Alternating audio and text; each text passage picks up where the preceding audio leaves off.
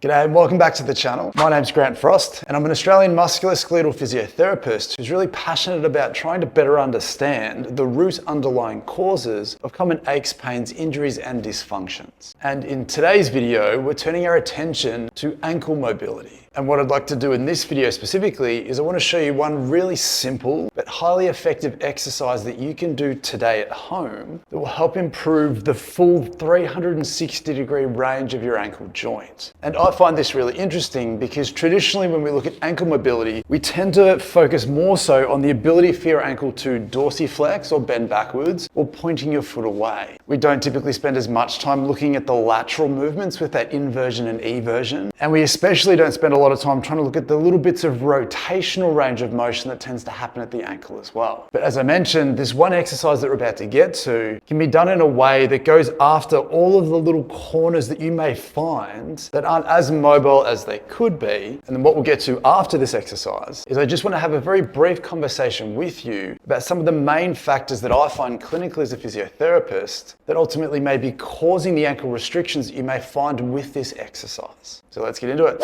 So in my clinical experience as a physiotherapist, the one exercise that generally stands above all else in its ability to quickly improve how flexible your ankle feels is the banded ankle stretch. And the reason why this exercise may potentially be so valuable for you to try is that the band gives us a unique ability to bias the deeper joint capsular tissue of your ankle. But as always, before we get to this exercise, we need to take a baseline measurement of how tight or restricted your ankle feels to begin with, so that we have something to compare it to once you've done this exercise to genuinely gauge whether it's been effective for you.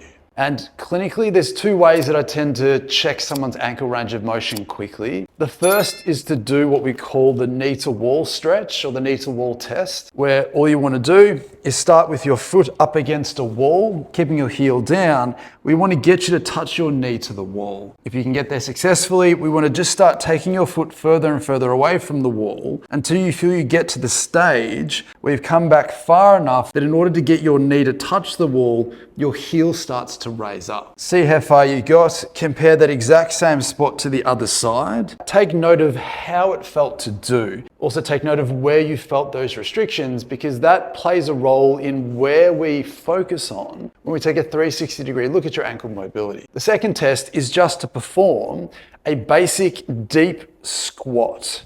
Just see how far down you can go before you feel like your heels want to lift up, your knees want to cave in, your feet do want to shift outwards, or you feel like you want to fall backwards. But once you've done that, you've taken note of how far you go, but also how it feels to do those two tests. We can then take your band and we can secure it to something stable and strong. Once you've connected that together, we can slide the band around your ankle. Ideally, we want it below your ankle bones. And from here, we just want you to step out as far as you feel comfortable and plant your foot on the ground. And what we're going to do to start with is we're going to work on that traditional dorsiflexion or that linear range of motion, where as you bring your knee forward, sort of oscillating to the end of that range and then in and out of the end of that range. It's okay if your heel comes up just a little bit, but just find the position or the direction here that starts to bias some of the spots that feel a little bit more restricted than they do in other directions. Just hang out here for 30 seconds, 60 seconds, whatever feels comfortable for you. You're welcome to put this back foot up onto something just to change the angle that the band pulls. Play around with it just to see what gives you the best access to where your ankle may be the most restricted. We do want to go as far out as you feel you can before your big toe wants to come up. Do that angle, come all the way around, and then also cave inwards just to see if right on the inside of that range with your arch fully collapsed, with your knee rotated inwards, does that give you access to some ankle immobility that you didn't realize was there? And then once you sort of worked on that sort of relatively linear dorsiflexion type range, the great thing about this exercise is we can just start to change the direction that the band pulls to bias different parts of that capsule. So from here, I can stretch out a little bit more to the side here, and then I can continue to go in that dorsiflexion range, or what I can start to do if it feels comfortable is I can start to roll my ankle over so that my entire inside of the foot comes up to start biasing the lateral part of that ankle. You might find it starts to pull down the outside of your leg muscles, those perineal muscles. We can also add a little bit of gentle rotation through your leg, again, to find which version of this or which angle is the most appropriate for you. It's a little bit awkward to oscillate in and out here, especially if you've had some previous injuries or something like that. You can just hang out here again for 30 seconds, 60 seconds, make sure that it feels comfortable before changing position again. The next piece of the puzzle here is we want to go looking through the front part of your ankle for any capsular restrictions. And a great way to do this is we can start to take you into a plantar flexed position to open up the front of that ankle and then explore different angles to bias different parts of that capsule. So if you do roll your ankle over a little bit, you'll hit the front, but also a little bit more around the outside. If you go in the other direction, you'll start to hit some of the more medial or inside structures still towards the front of that ankle. If you haven't done this before, just be gentle, just be respectful. And then once you've done that, again, working your way full circle,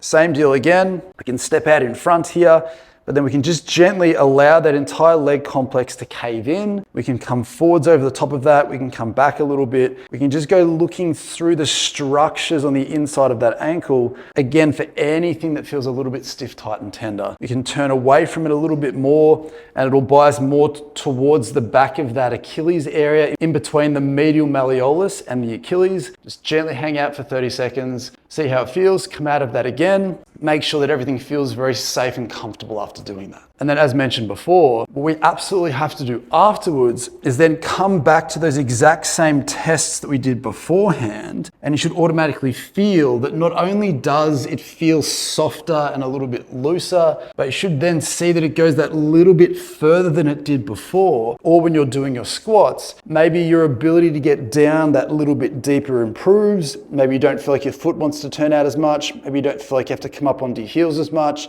Maybe your knees don't cave in. Maybe you're not falling backwards. We want to make sure that you feel like something has changed for the better to justify the time that you spend on an exercise like this. The only caveat is if you haven't done the banded ankle stretch before, sometimes it can feel a little bit brutal. It can feel a little bit tender or a little bit uncomfortable afterwards. If that is you, please respect that and just don't go as hard the next time. And then finally, once you feel you have mastered that and you're hopefully getting some great benefit from that banded ankle stretch, the last thing I'd like to talk about is to throw a couple of ideas that I've found over the years as a physio that potentially may help explain why your ankles are restricted in the first place, especially if one is more restricted than the other. There's typically three main reasons why someone's ankle doesn't move as well as it hopefully could. The first is potentially probably the most obvious to people, and that is previous injury. If you have sprained your ankle, broken your leg, done something where you have had compromised ankle function for a period of time, one of the most common ways to end up with an ankle restriction is to not work on reclaiming that lost range post-injury. Most people tend to very acutely care about their rehab until their pain goes away. So if you sprain your ankle, maybe you're off your feet for a day or two, maybe you're impacted by that pain for a week or two, and then as soon as that pain goes away and you feel relatively good, most people then just reintegrate back into the things that they enjoy doing. And while on a surface level that's perfectly reasonable and does make sense, once the pain goes away, that doesn't guarantee that your ankle has regained full